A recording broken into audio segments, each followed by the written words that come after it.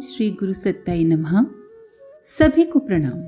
यूं तो मैं धार्मिक प्रवृत्ति का था और हर प्रकार के धार्मिक कार्यों में रुचि रखता और हिस्सा लेता था, पर मेरी एक ही बुरी आदत थी जिसे मैं चाह कर भी पीछा नहीं छुड़ा पा रहा था, और वो था दुर्व्यसन। तंबाकू, सिगरेट, शराब और बीड़ी की ऐसी लत लगी कि पीछा छुड़ाना मुश्किल हो रहा था। ऐसी बात नहीं थी कि मैं कोशिश नहीं करता था, मेरी अंतरात्मा मुझे बहुत कचोटती थी। मैं हृदय से चाहता था कि मेरा इन सब से पिंड छूट जाए, पर हर बार परिणाम ढाक के 3 पात निकलता। इसी क्रम में गायत्री परिवार के परिजन भाई वीरेंद्र यादव और रामचंद्र शास्त्री जी से मुलाकात हुई। वे मिशन के कर्मठ कार्यकर्ता थे। उन्हीं से मुझे पूज्य गुरुदेव, वंदनीय माताजी और शांति कुंज की संक्षिप्त जानकारी मिली। उन्होंने मुझे शांति कुंज में चल रहे 9 दिवसीय संजीवनी साधना सत्र में हिस्सा लेने के लिए प्रेरित किया। मैंने पूछा कि क्या साधना सत्र में हिस्सा लेने भर से मेरी बुरी आदतें छूट जाएंगी? उन्होंने कहा, अवश्य, एक बार आप जाकर तो देखिए, वहां रहकर साधना कीजिए और प्रतिदिन पूज्य गुरुदेव व वंदनीय माताजी की समाधि पर जाकर प्रार्थना कीजिए कि मुझे मेरी बुराइयों से छुटकारा दिलाएं। उनकी बात मेरे मन में बैठ गई। मन में लगन तो थी ही। सन 1995 में शांति कुंज जाने का सुअवसर मिला। मैं हृदय से वहां की दिनचर्या में हिस्सा लेता और सुबह शाम जाकर समाधि पर प्रार्थना करता, हे गुरुदेव, हे माताजी, मुझे मेरी बुराइयों से उबारिए। फिर क्या था, 9 दिन कैसे बीते कुछ पता ही नहीं चला। दुर्व्यसनों की तो कभी याद ही नहीं, दुर्व्यसनों की तो कभी याद भी नहीं आई। वहां से घर आया तो मैं व्यसन मुक्त था। शांति कुंज में जो बुरी लत छूटी तो जीवन भर कभी नहीं आई। तब से शांति कुंज आना जाना बना हुआ है। प्रायः हर वर्ष एक बार वहां हो आता हूँ और मिशन का कार्य भी करने लगा हूँ। मुझसे जितना बन पड़ता है उतना करता हूँ। साथ ही और लोगों को भी वहां जाने के लिए प्रेरित करता हूँ, ताकि उनमें यदि कोई बुराई हो तो वे उससे मुक्त हो सकें। सन 1996 का वर्ष था। मुझे एक बारात में जाने का निमंत्रण मिला था। बारात मेरे नगर राजविराट से बस द्वारा जानी थी। मैं तैयार होकर बस में बैठ गया। अचानक अंदर से आवाज आई, कल गुरु पूर्णिमा है और तू बारात में जा रहा है। मन असमंजस में पड़ गया। अंदर उथल पुथल मच गई। अंततः अंतरात्मा की आवाज की ही विजय हुई। मैं बस से उतर गया और दूसरे दिन बड़ी धूमधाम से उल्लासपूर्वक गुरु पूर्णिमा मनाई। इसी बीच सूचना मिली कि बारात वाली बस दुर्घटनाग्रस्त हो गई है और कई लोग उसमें हताहत हुए हैं। ये लोमहर्षक खबर सुनकर मेरे तो रोंगटे खड़े हो गए। मैं बार बार उस आवाज के बारे में सोचने लगा जिसने मुझे बारात में जाने से रोका था। किसकी थी ये आवाज? क्या पूज्य गुरुदेव की? पुनः अंतः प्रेरणा हुई, जैसे कोई बोल रहा हो। हाँ, इस घटना के बाद से तो मुझ पर धुन सवार हो गई। पूज्य गुरुदेव, वंदनीय माताजी और शांति कुंज, इसके अतिरिक्त कुछ नहीं सूझता है। नौकरी से जितना समय, श्रम व साधन बचता सब मिशन में नियोजित कर देता। नेपाल में गायत्री चेतना केंद्र की स्थापना कर घर घर अलख जगाने का क्रम शुरू हुआ। अधिकाधिक लोगों तक मिशन का साहित्य, वांग्मय, अखंड ज्योति पत्रिका पहुंचाने की कोशिश करता।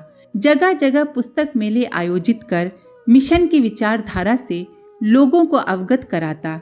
इस प्रकार अब तो संपूर्ण जीवन ही मिशन के लिए समर्पित है।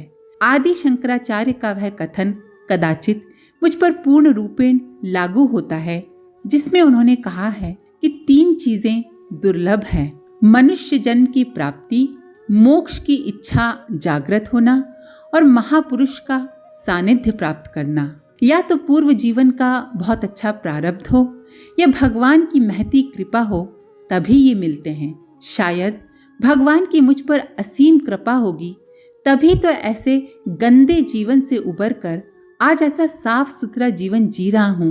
वह भगवान के जैसे गुरु को पाकर और उनका काम कर कृतकृत्य अनुभव कर रहा हूँ। प्रस्तुति धनराज यादव, गायत्री चेतना केंद्र, राजविराज, सप्तरी, नेपाल। घटना सन 1992 की है। हम दो परिव्राजक भाई मुरादनगर शक्तिपीठ में मिशन के कार्य में लगे हुए थे। वहाँ एक 2 दिवसीय कार्यक्रम का आयोजन होना था। आयोजन दूसरे दिन से शुरू होना था। उसी की अंतिम तैयारी में हम लोग लगे हुए थे। मंच आदि सब कुछ तैयार था। बड़ी बारीकी से एक बार फिर से हम सब ने कार्यक्रम स्थल का जायजा लिया। सब कुछ सुनियोजित ढंग से हुआ था। दूसरे दिन प्रातः मंच से उद्बोधन होना था। इसकी तैयारी अभी चल ही रही थी और माइक आदि टेस्ट किए जा रहे थे कि उस क्षेत्र का एक कुख्यात बदमाश एक बाबा को लेकर वहां आ गया। उसने जिद की ये बाबा भी इस मंच से बोलेंगे। हम लोगों ने कहा देखिए ये गायत्री परिवार का मंच है। इसमें गायत्री विषयक बातें, सुधारात्मक व रचनात्मक बातें, सत प्रवृत्ति संवर्धन, दुष्प्रवृत्ति उन्मूलन, नशा निवारण, मनुष्य में देवत्व का उदय और धरती पर स्वर्ग का अवतरण ऐसे विषयों पर ही बोला जाता है। यदि बाबा जी हमारे पूज्य गुरुदेव के विचारों से सहमत हैं तो हमें कोई आपत्ति नहीं है, पर वे यदि इनसे हटकर कुछ और अपनी बात कहना चाहते हैं तो फिर हम विवश हैं। वे इस मंच से नहीं बोल सकते। ये सब सुनकर वो बदमाश गुस्से में आ गया। क्रोध में आकर उसने कहा बाहर आओ, आज मैं तुम्हें जिंदा नहीं छोड़ूंगा। हमने पूज्य गुरुदेव का स्मरण किया और कार्यक्रम यथावत जारी रखा। उसमें किसी प्रकार का कोई फेरबदल नहीं किया। जब मंच तक वे दोनों नहीं पहुंच सके तो खिसियानी बिल्ली खंबा नोचे वाली कहावत चरितार्थ हुई। वो धमकी देने लगा, कहने लगा यदि अगले दिन कार्यक्रम किया तो तुम चारों को जान से मार देंगे। इतना कहकर वे दोनों चले गए। इससे कार्यक्रम से जुड़े शक्तिपीठ के ट्रस्टी और परिव्राजक गण बहुत भयभीत हो गए। कुछ लोग हमें दोष देने लगे कि आपने यज्ञ में सभी वर्गों और जातियों के लोगों को आमंत्रित किया है, इसीलिए वो बदमाश नाराज हो गया है। हमने कहा इसमें नया क्या है, ये तो पूज्य गुरुदेव के विचार हैं जिन्हें हमने सबके सामने रख दिया। ये अधिकार गुरुदेव ने सबको दे रखा है, हमने तो सबको याद भर दिलाया है, इसमें गलत क्या है। यदि नीति पर चलते हुए और पूज्य गुरुदेव का कार्य करते हुए प्राण भी गंवाना पड़े तो मैं पीछे नहीं हटूंगा, पर अनीति नहीं सहन करूंगा। सबके जाने के बाद मेरी पत्नी रोने लगी। वो बहुत डरी हुई थी। पूज्य गुरुदेव के चित्र के सामने वो रो रो कर प्रार्थना कर रही थी। बहुत समझाने पर वो चुप हुई और सोने चली गई। चूंकि गर्मी के दिन थे अतएव हम सब आंगन में सो रहे थे। कहने पर पत्नी खाट पर लेट तो गई, पर नींद उससे कोसों दूर थी। रात्रि के 12 बज गए। उसने देखा पूज्य गुरुदेव उसके सिरहाने खड़े हैं और सिर पर हाथ फेर रहे हैं। उसने मुझे जगाना चाहा तो गुरुदेव ने उसे ऐसा करने से रोक दिया। कहा अभी अभी तो सोया है, उसे सोने दो, जगाओ मत। इतना कहकर पूज्य गुरुदेव अंतर्ध्यान हो गए। सुबह हुई।